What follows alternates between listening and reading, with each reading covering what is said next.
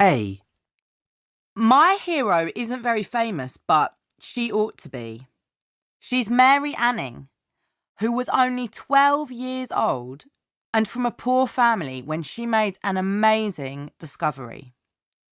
She found the first dinosaur skeleton, that of an ichthyosaur, on the cliffs of Lyme Regis in the south of England. That was in 1811. And until then, people had thought that it was impossible for an animal to become extinct.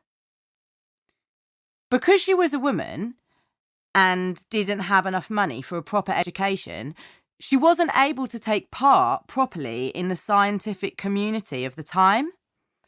But she read as much scientific literature as she could and continued to search for fossils, often risking her own life to get them by climbing dangerous cliffs. She once nearly died in a landslide which killed her dog. Although she didn't write famous books about fossils, her contribution to paleontology, the study of fossils, is said to be enormous. I admire her because she kept on trying to make new discoveries at a time when usually only men, and men with money, were allowed to be scientists.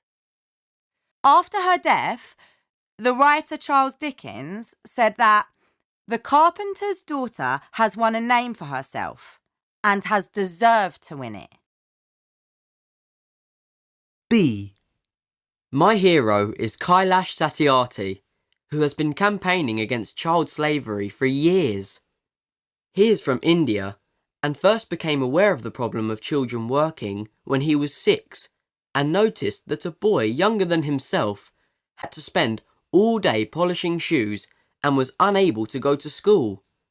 When he was 11, he began to collect money to help buy textbooks for other children, and when he was 26, he gave up his job as an electrical engineer to fight child slavery in India by doing things like raiding factories where children were forced to work, making rugs or glass bottles. He introduced a program first called Rugmark, now known as Goodweave, which puts tags on child labour-free rugs made in factories. He has saved many thousands of children, over 80,000, from a terrible life of enforced labour in South Asia, and helped them to get an education. He has often been physically attacked for helping children, for example for trying to free Nepalese children forced to work in a circus. He regularly risks his life to fight injustice. 2 of his colleagues have been murdered. I believe that the best thing he has done is to change how people think about child slavery and to make it an international issue. C.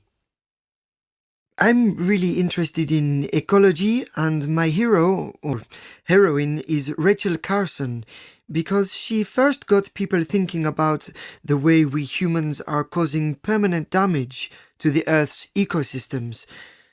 She began as a biologist, specializing in writing about the sea, but she gradually became aware of the danger of using pesticides like DDT and the way they can harm the whole of the food chain, from the worm to humans. She wrote her classic book Silent Spring in 1962 to explain this to the general public, to explain how humans and nature are interdependent. The title of Silent Spring refers to the fact that one day all the birds might be dead, so they won't be able to sing in the springtime. The agricultural and chemical industries reacted very badly to the book and said she was unprofessional. But further research by other scientists proved that she was right about the dangers of chemicals used to kill insects. Nowadays, there is a growing movement for organic food production, but unfortunately, things in general are still getting worse rather than better. We still need to read Rachel Carson's book and think about its message. D. My choice of hero isn't very original, I'm afraid, but he's the person I would most like to have met. John Lennon. He died a long time before I was born, and his most famous songs were written long before that. But when I listen to his music, I really feel as if he's speaking to me personally. I love the whole range of the Beatles' music, from the early pop songs to the very experimental music at the end of their time as a group. John Lennon was the most innovative writer in the Beatles, and he continued to create exciting music when he left and went solo. But although I love his music, what I admire about him is his dedication to universal peace.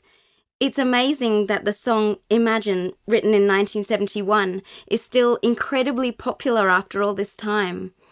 It's about a world where everyone can be equal, a world with no wars, no divisions between countries, no greed, no hunger, no material possessions.